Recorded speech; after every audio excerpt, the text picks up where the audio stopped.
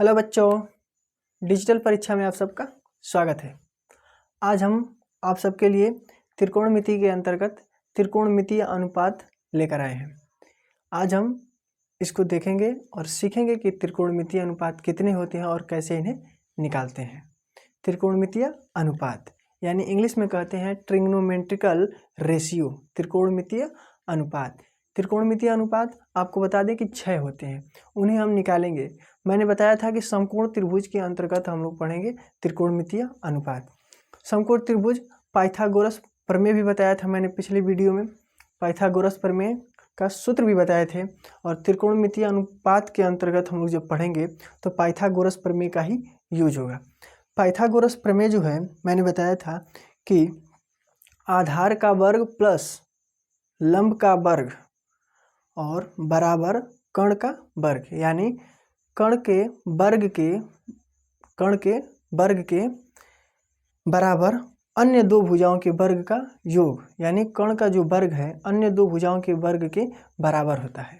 यानी समकोण त्रिभुज जिसमें एक कोण 90 अंश का होता है उसे हम समकोण त्रिभुज कहते हैं। समकोण त्रिभुज में 90 अंश के सामने वाली भुजा को कर्ण कहते हैं। यदि हम जिस कोण के सापेक्ष लेंगे उसे हम कहेंगे, जिस कोण के सापेक्ष लेंगे उसके सामने वाली भुजा लंब होती है और उससे संलग्न जो भुजा होती है, जो उससे लगी हुई भुजा होती है, उसे आधार कहते हैं। तो आज हम देखेंगे त्रिकोणमितीय अनुपात। त्रिकोणमितीय अनुपात तो सबसे पहले हम लोग एक बना लेते हैं समकोण त्रिभुज। समकोण त्रिभुज तो ये रहा समकोण त्रिभुज जिसमें एक कोण जो है 90 अंश का है। इसे हम लोग मान लेते हैं ए, और ये है बी, और ये है सी। A B C. मैंने बताया था कि 90 अंश की जो सामने वाली भुजा होती है उसे हम कहते हैं कर्ण, और इसे कहेंगे लंब। लंब इसे क्यों कहेंगे?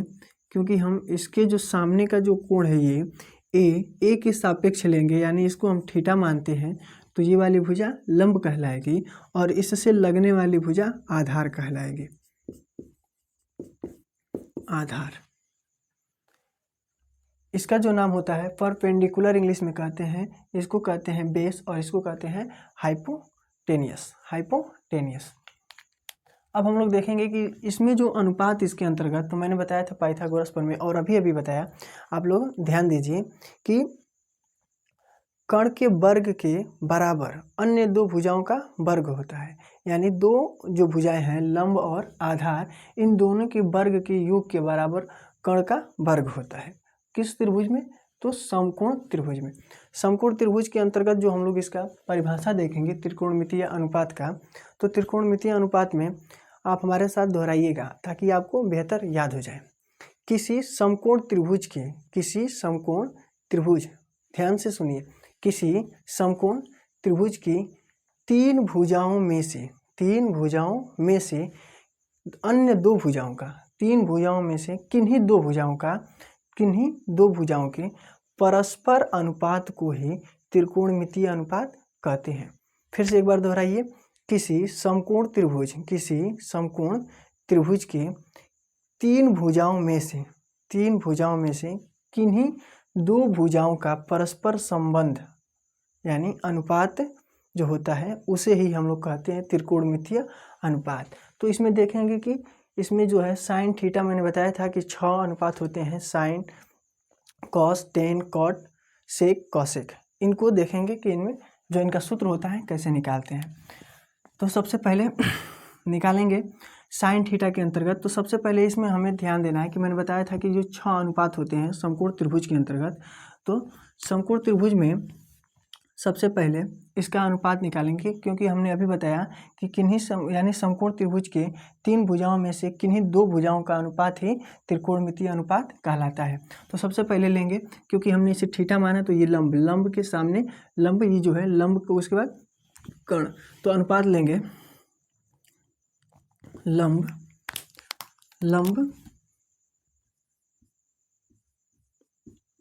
अनुपात कर्ण, लंब अनुपात कर्ण, ये पहला हो गया। उसके बाद दूसरा लिख लेते हैं, तो हो जाएगा आधार अनुपात कर्ण। आधार अनुपात कर्ण, आधार अनुपात कर्ण। उसके बाद तीसरा लंब अनुपात आधार, लंब अनुपात आधार। उसके बाद ध्यान दीजिए कि 3 हो गया, लंब बटा कर्ण यानी लंब अनुपाते आधार हो गया, फिर लंब अनुपाते आधार अनुपाते कर्ण हो गया, फिर हुआ लंब अनुपाते आधार। अब इसका उल्टा चलेंगे, आधार अनुपाते लंब, आधार अनुपाते लंब। उसके बाद अभी हमने लिखा लंब यानी आधार अनुपाते लंब। अब इसका जो है उल्टा चलेंगे तो हो जाएगा कर्ण अनुपाते आधार, कर्ण अनुपाते आधार, कर्ण अनुपाते आधार, आधार। अब इसको लिखेंगे कर्ण अनुपाते लंब, कर्ण अनुपाते लंब। तो इस तरह से हो गया दूसरा, तीसरा, चौथा, पांचवा और छठा।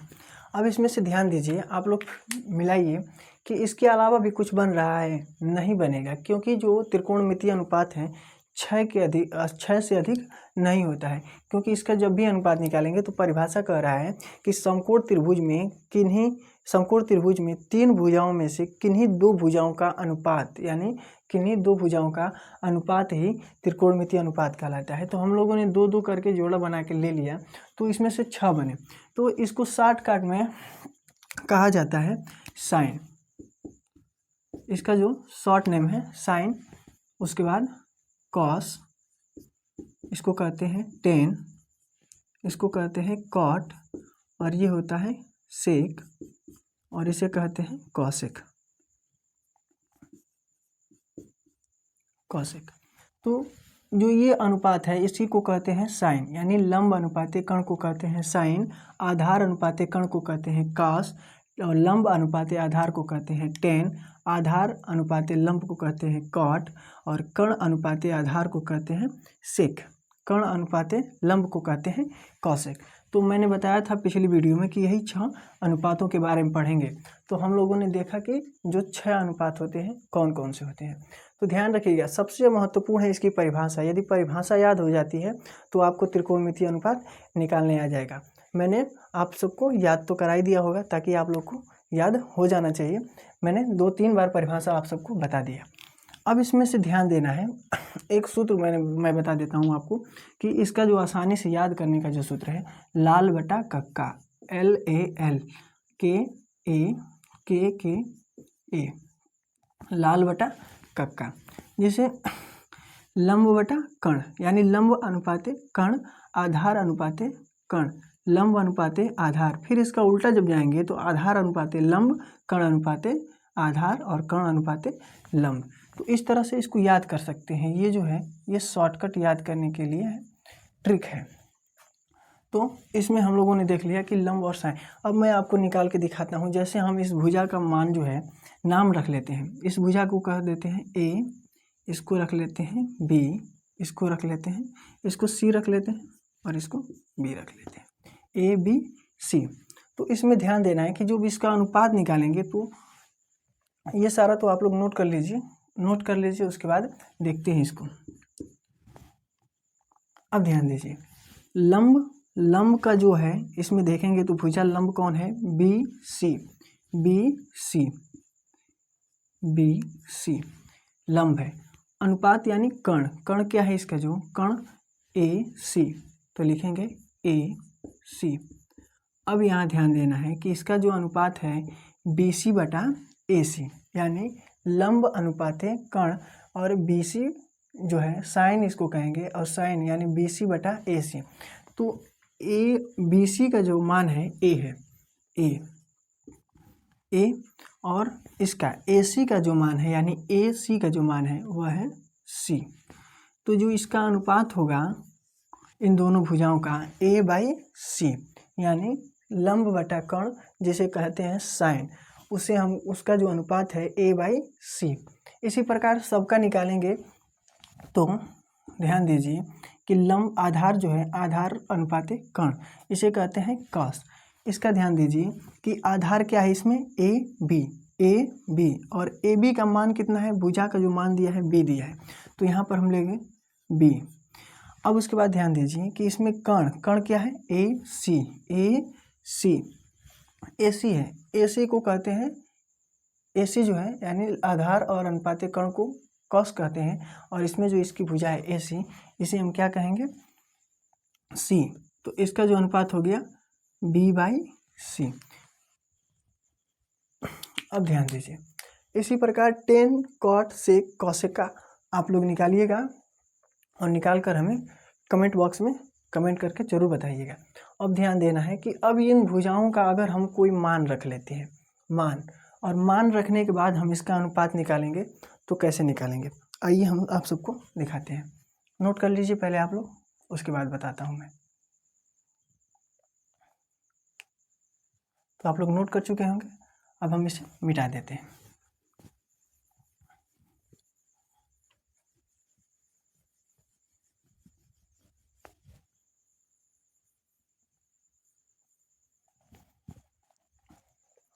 अब हम इसका मान जो है, इसको भी मान लेते हैं 2 और इसको भी मान लेते हैं 2। तो हमें कर्ण का मान निकालना होगा, तो पाइथागोरस प्रमेय का प्रयोग करेंगे, पाइथागोरस प्रमेय का। तो सबसे पहले हमें 2 भुजाओं का अनुपात तो दिया होगा, और तीसरी भुजा का अनुपात जब निकालना होगा तो पाइथागोरस प्रमेय का प्रयोग करेंगे। तो पाइथागोरस प्रमेय में मैं बताया था, अभी फिर बताया था पिछले कि ध्यान दीजिए कि उसमें जो है कर्ण का जो वर्ग होता है लंब और आधार के वर्ग के बराबर होता है। तो आधार और लंब इसमें दिया है, तो लंब और आधार इन दोनों का वर्ग करेंगे और बराबर कर्ण।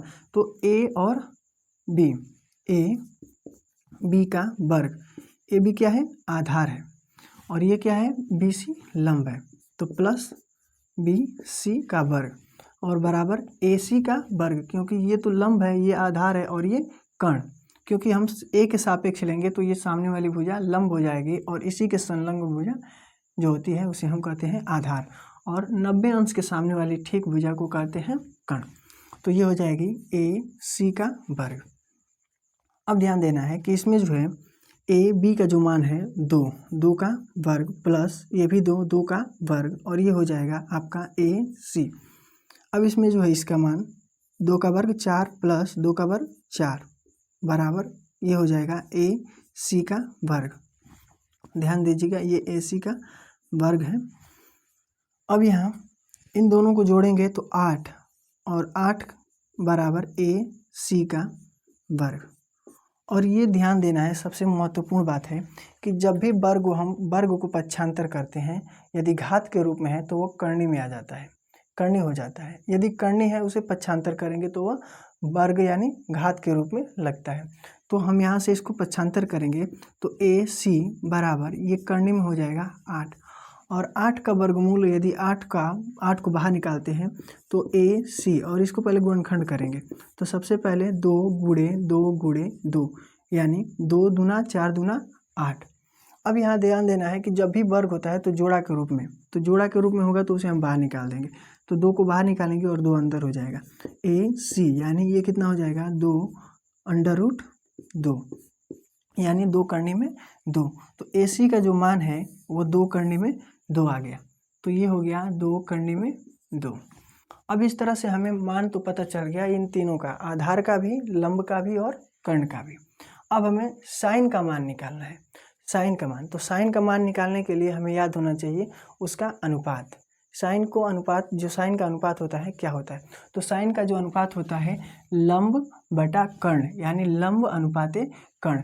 तो इसमें सबसे पहले लंब क्या है, लंब ध्यान देना है।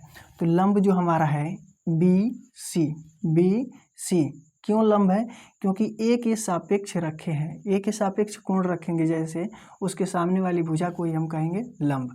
तो लंब हो जाएगी बी सी। उसके बाद इसमें कह रहा है कि कर्ण, कर्ण क्या है, तो कर्ण ए सी क्या है, यहाँ लिखेंगे ए सी। अब यहाँ ध्यान देना है कि बी सी का जो मान है वो है 2 और ए सी का जो मान है 2 करने में 2, 2 से 2 कट गया यानी कितना हो जाएगा 1 बटा करने में 2। तो पूछ देगा कि साइन का अनुपात क्या है, तो साइन का अनुपात 1 बटा करने में 2। इसी प्रकार आप सभी का अनुपात निकाल लेंगे।